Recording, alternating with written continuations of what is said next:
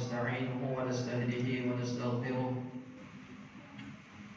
ونعوذ بالله من شرور أنفسنا ومن سيئات أعمالنا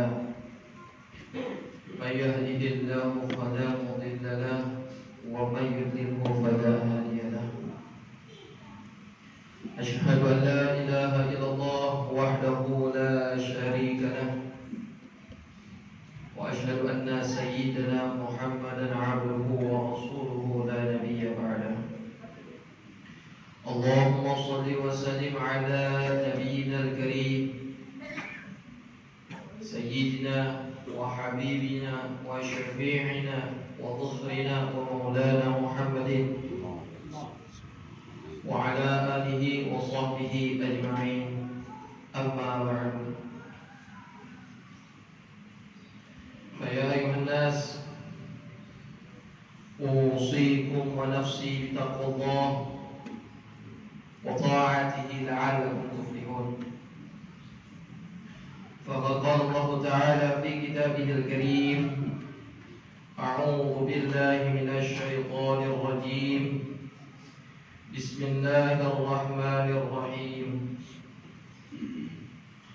وما أرسلناك إلا رحمة للعالمين وقد قال الله تعالى في آية أخرى قل إن كنتم تحبون الله فاتبعوني يحببكم الله ويغفر لكم ذنوبكم والله غفور رحيم صدق الله العظيم.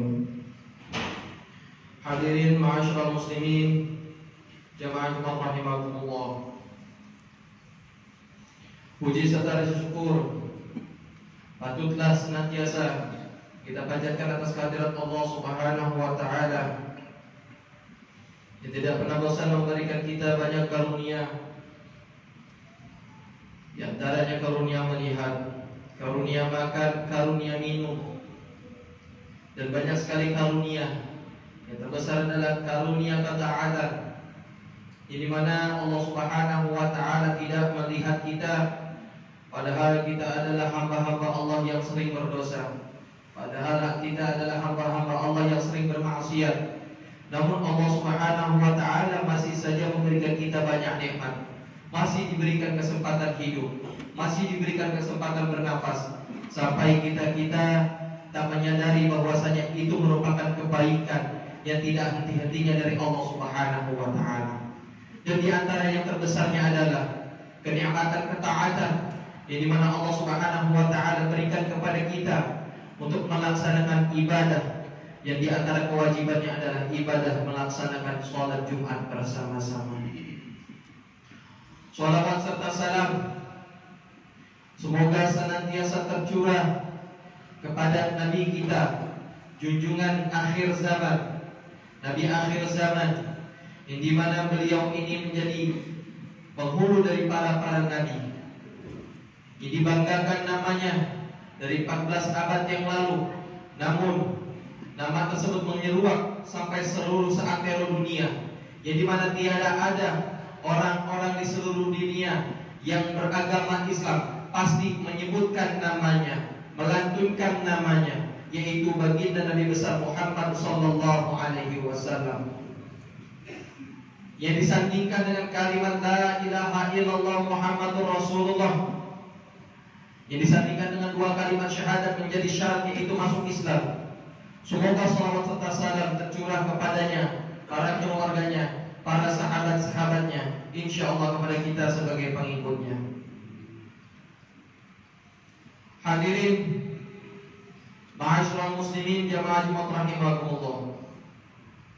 Khatib berwasiat kepada diri khatib khususnya dan para hadirin umumnya, marilah kita bersama-sama meningkatkan ketakwaan kita kepada Allah Subhanahu wa taala dengan senantiasa menjalankan hal-hal yang Allah perintahkan dan menjauhi segala hal-hal yang Allah larang. Tak terasa kembali kita memasuki bulan yang mulia, yaitu bulan kelahiran Nabi Agung, yaitu bulan Rabiul Awal.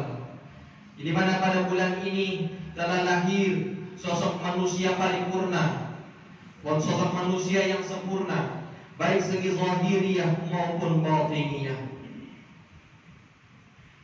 Beliau memiliki sifat al-insanul kamil, manusia yang sempurna. Yang kenapa dikatakan manusia yang sempurna?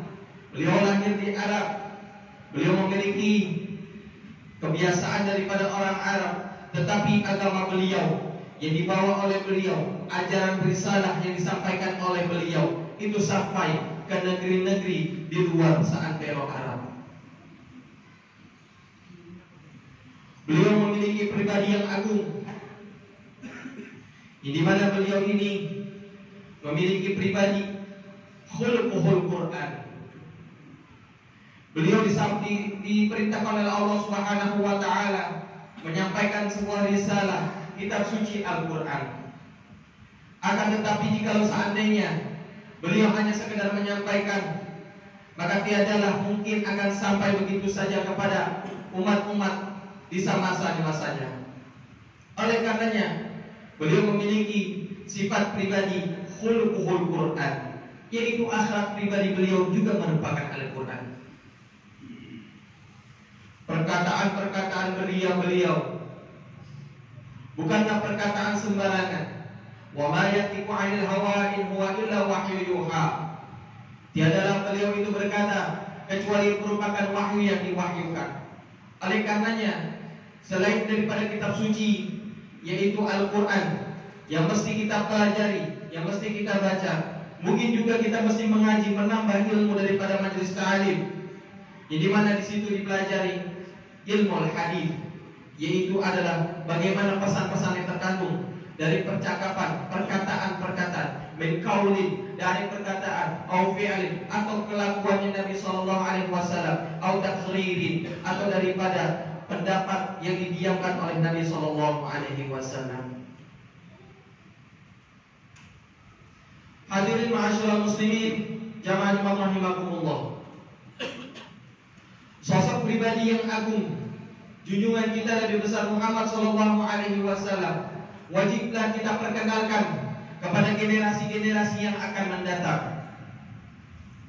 Sebagaimana dikutip oleh para ulama di dalam kitab-kitabnya, di antaranya di dalam kitab Minhajul Qawim karangan Ibn Hajar Al-Haythami, dan juga di dalam kitab Fathul Mu'in karangan Syekh Zainuddin Al-Malibari. Di dalam kitab-kitabnya beliau dan masih banyak kitab-kitab yang lainnya, beliau mengatakan di antara redaksinya adalah wa yajibu 'alal aba'i wal ummahat ta'limu auladihim bi anna nabiyyana Muhammadan sallallahu alaihi wasallam wulida di Makkah wa bu'itha fiha.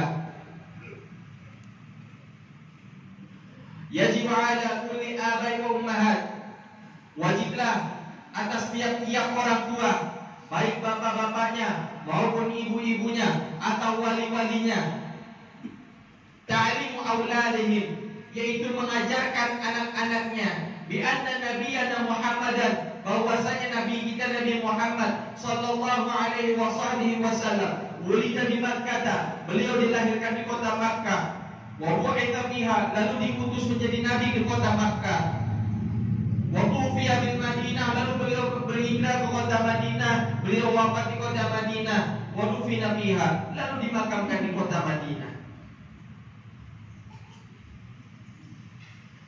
Beliau para ulama menulis dengan redaksi yang sangat singkat, hanya sekedar menceritakan bahwasanya Nabi Muhammad dilahirkan di kota ini, lalu Nabi Muhammad diutus di kota ini, Nabi Muhammad wafat di kota ini Madinah, lalu dimakamkan di kota Madinah. Sebenarnya bukan itu saja. Beliau para ulama itu mengajarkan kepada kita bahwasanya penting bagi orang tua untuk mengajarkan anak-anaknya, memperkenalkan anak-anaknya sosok yang menjadi panutan kita, sosok yang membawa risalah Al-Quran, sosok yang membawa menjadi pesan daripada Allah Subhanahu wa taala, yaitu Nabi besar Muhammad sallallahu alaihi wasallam. Oleh karenanya tradisi kita tatkala bulan Maulid tiba, bulan kelahiran Nabi Muhammad SAW tiba, dikumandangkanlah syair-syair, qasidah-qasidah atau rawi-rawi, ya riwayat-riwayat cerita tentang Nabi Muhammad SAW. Di antara qasidahnya adalah wahadir atyaru tashdu fi layalil maulidi.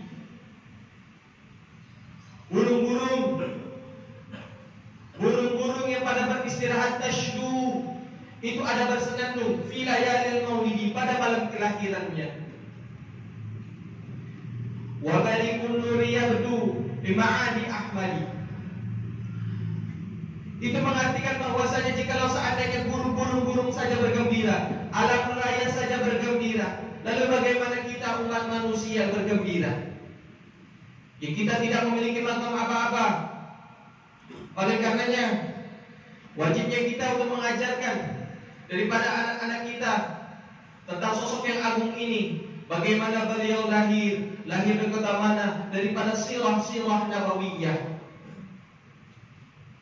Ajarkanlah kepada anak-anak kita, generasi-generasi ke depan, dan mestilah kita perhatikan bahwasanya Rasulullah SAW tiadalah diutus kecuali menjadi rahmat bagi semesta alam. Wa ma arsalnaka illa rahmatan lil alamin. Sehingga di dalam tafsir dijelaskan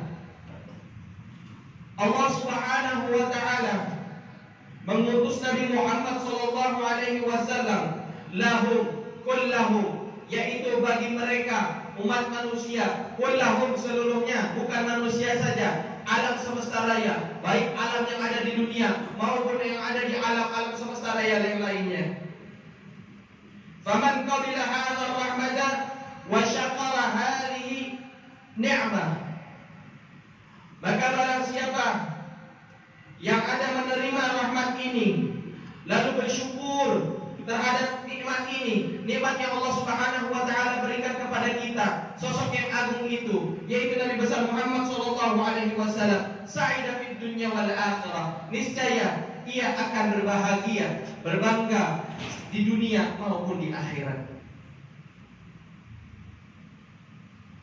Hadirin ma'asyiral muslimin, jamaah rahimakumullah. Wa man raddaha wa ja'alaha khasira fid dunya wal akhirah. Lalu barang siapa yang menolak Nabi SAW, waja'alaha, udah gitu menentang Nabi SAW, menentang bahwasanya beliau itu adalah rahmat, menolak daripada bahwasanya beliau itu adalah rahmat, maka niscaya khasira fid dunya wal akhirah, ia adalah orang yang paling sengsara baik di dunia maupun di akhirat. Oleh karenanya, mestilah kita bersyukuri bahwasanya Allah Subhanahu wa taala mengutus Nabi Muhammad SAW, dan Allah Subhanahu wa taala melahirkan Nabi Muhammad SAW. Ini menjadi Sayyidul Bashar, yaitu adalah tuannya daripada umat manusia, Sayyidul Kaunaini wa Tsaqalain. Beliau itu adalah tuannya daripada penghuni dunia maupun penghuni akhirat, yaitu Nabi besar Muhammad SAW. Ajarkan generasi-generasi ke depan bagaimana caranya untuk mengagungkan Nabi SAW, yaitu diantaranya adalah dengan bersalawat kepadanya. Man shalla alayya sallat alaihi malaikah. Para pemuda, para penerus-penerus generasi, perbanyaklah bersalawat kepada Nabi. Man shalla alayya, kata Nabi SAW bersabda, barang siapa yang bersalawat kepadaku, sallat alaihi malaikah, maka para malaikat itu akan bersalawat kepadanya. Wa man sallat alaihi malaikah, lalu barang siapa yang malaikat itu bersalawat kepada orang yang bersalawat kepada Nabi sallallahu alaihi, maka Allah Subhanahu wa taala akan menurunkan cucuran rahmat untuknya. Berikanlah targhib kepada generasi-generasi ke depan, agar kenapa? Mudah-mudahan anak-anak generasi ke depan itu menjadi anak-anak yang berbudi luhur, sebagaimana junjungan Nabi yang agung, Nabi Muhammad SAW. tidak neko-neko bagaimana pergaulan zaman sekarang. Na'udzubillah tsumma na'udzubillah, mudah-mudahan Allah Subhanahu wa taala menjaga kita dan menjaga fitrah kita agar menjadi generasi sujud, generasi pembawa bendera la ilaha illallah Muhammadur Rasulullah sallallahu alaihi wasallam. Barakallahu li wa lakum fil Qur'anil Karim wa nafa'ani wa iyyakum bima fihi minal ayati wa dzikril hakim. Aqulu qawli hadza astaghfirullahal azim li wa lakum wa li kafatil muslimina wal muslimat wal mu'minina wal mu'minat fastaghfiruhu innahu huwal ghafurur rahim.